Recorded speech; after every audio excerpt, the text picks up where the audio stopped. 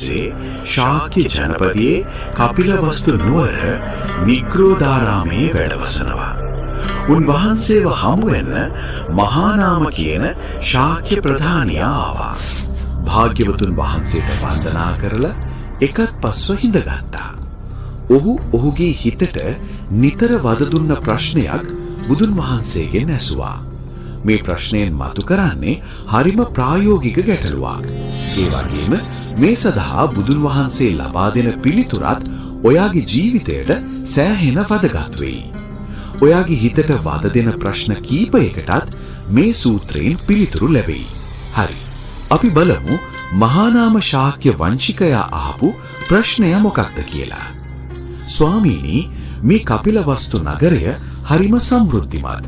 බොහෝම සැප සම්පත් තියෙන තැනක්. ගොඩක් මිනිස්සු ඉන්න ජනාකීර්ණ තැනක්.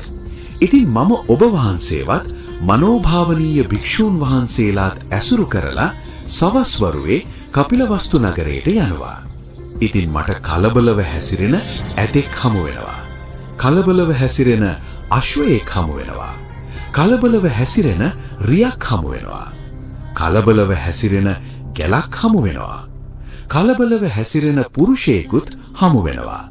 ස්වාමීනි, මට ඒ අවස්ථාවලදී ඔබ වහන්සේ නිසා පැවතුණු සිහිය මුලා වෙයි. ධර්මය නිසා ඇති වූ සිහිය මුලා වෙයි. සංඝයා නිසා ඇති වූ සිහිය මුලා වෙයි. ස්වාමීනි, ඉතින් මට මෙහෙම හිතෙනවා.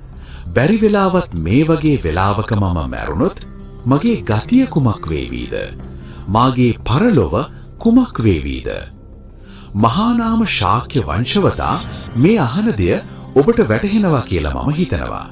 එයා අහන්නේ එයා කලබලකාරී නගරේ ඉන්නකොට එයාට ගනුදෙනු කරන්න වෙන්නේ හරිම කලබලකාරී මිනිස්සු, සත්තු, රථවාහන එක්ක.